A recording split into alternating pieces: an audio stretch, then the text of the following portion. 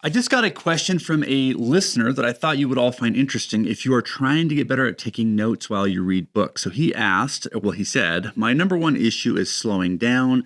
In particular, I may read a book and underline things I find interesting.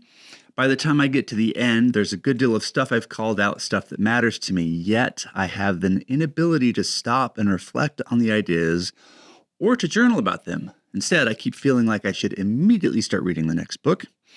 With there being so many things I want to read, it feels like I should constantly be making a dent in my to-read shelf, and that all free time should be spent on that, at the expense of absorbing or reflecting on the ideas I've just read. Okay, so if you can kind of connect with this idea of wanting to learn from your books, and you've been highlighting things, but at the end of that book, you do nothing with those highlights and those notes because you feel like you need to get to the next book so that you can read all these great books you want to read, then this episode is for you. Let's get into it.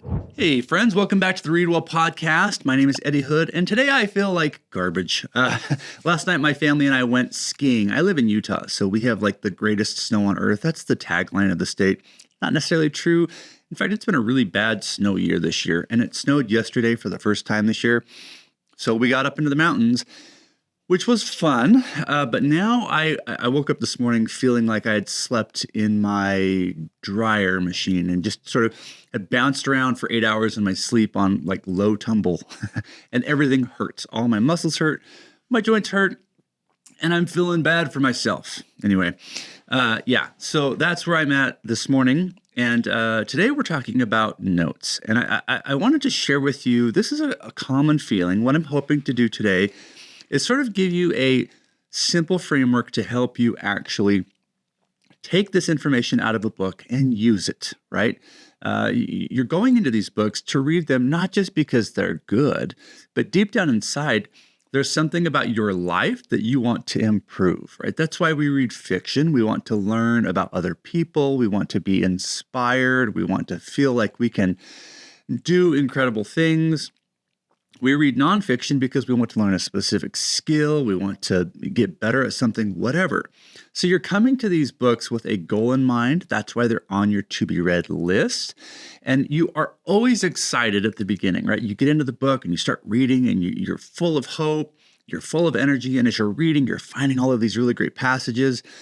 But by the end, like all projects, you kind of start to wear down a little bit, don't you?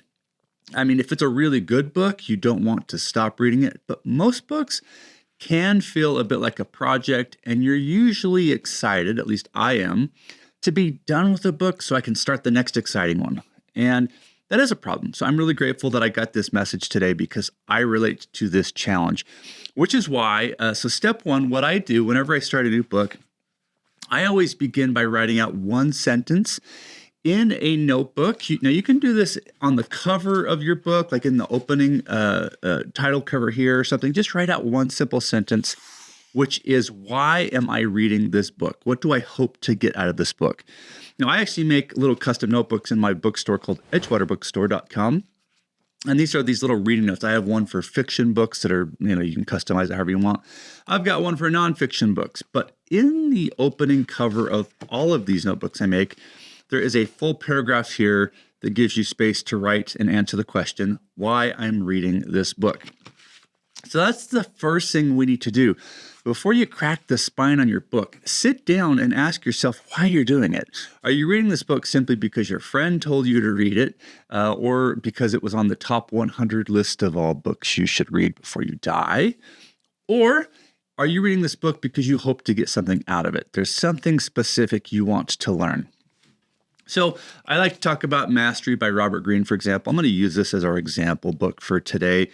Mastery is this concept of how to take any aspect of your life and try to master it. I know it's dead giveaway in the title there.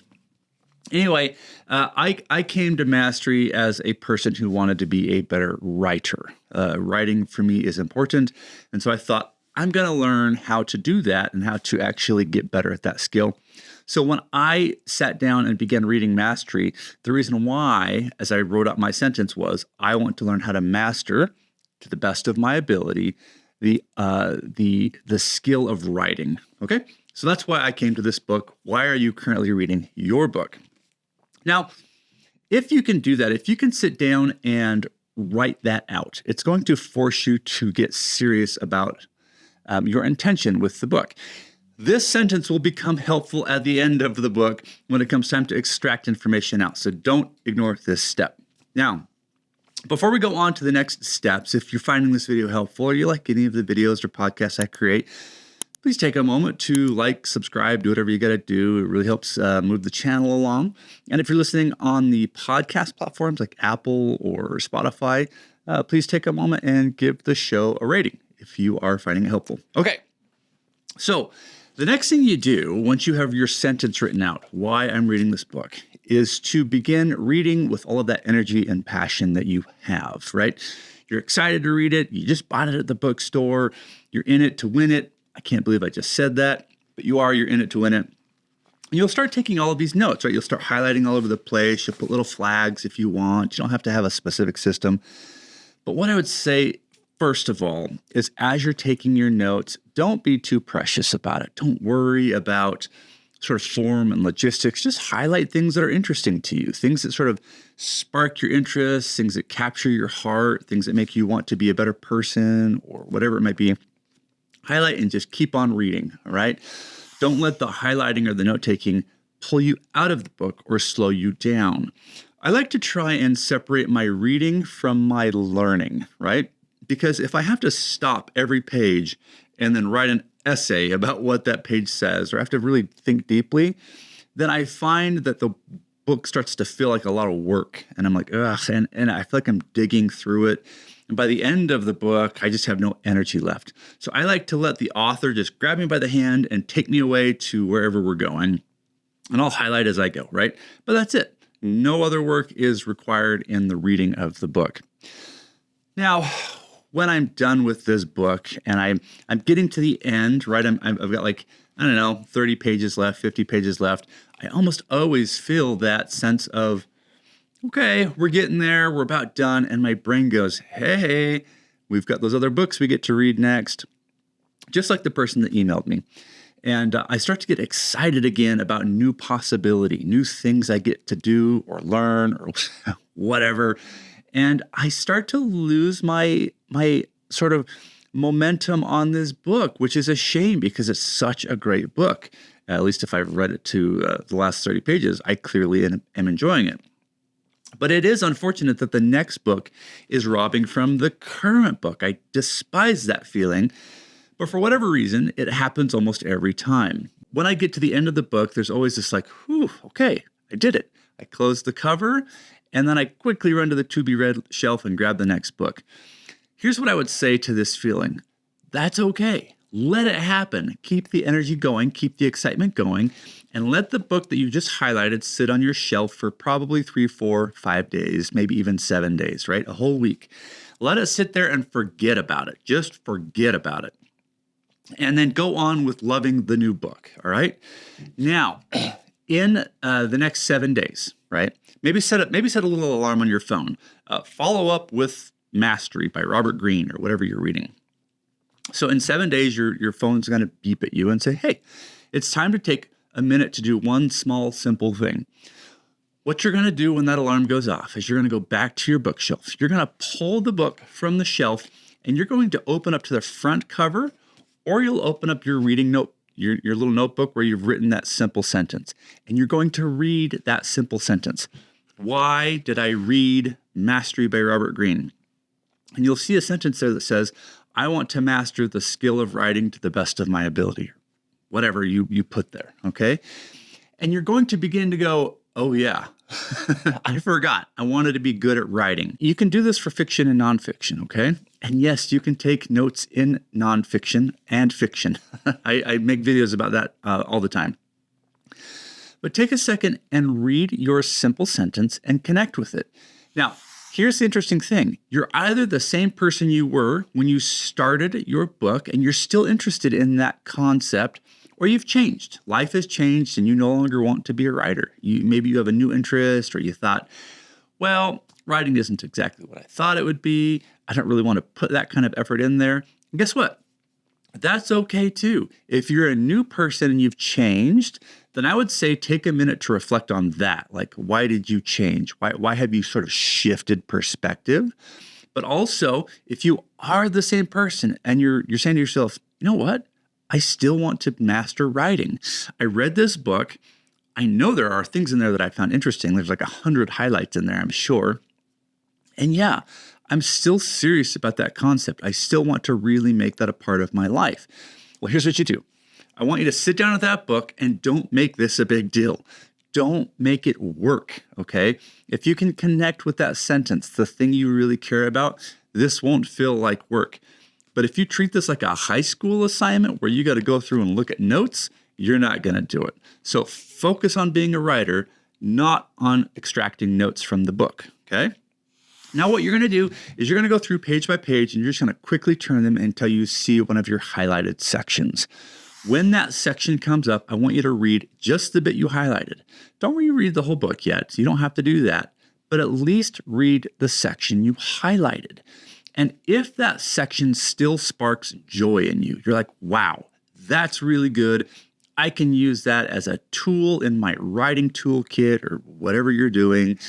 Then what you're going to do is you're going to either start or flag it or make a separate note of it. Again, I use these little notebooks that I create. There are these little boxes in here where each box of my notebooks are designed to capture those really good thoughts that will help you in your quest to be the new future you, right? So however you do it, you're going to want to go through the 100 highlights you have in your book. You're going to want to find the best of the best that actually help you. Now, if you're anything like me, when you read, you're kind of excited in the moment, you know what I'm saying? And you're just like, oh, that's good, that's good, that's good. And you highlight way more than you should. So that's what we're trying to get past now, is try to get over that initial excitement of the book. And you'll find that of the 100 highlights, most of them really aren't that great, right? You'll probably find 10 or 20 that are really good, that will influence your life and get you to your final destination.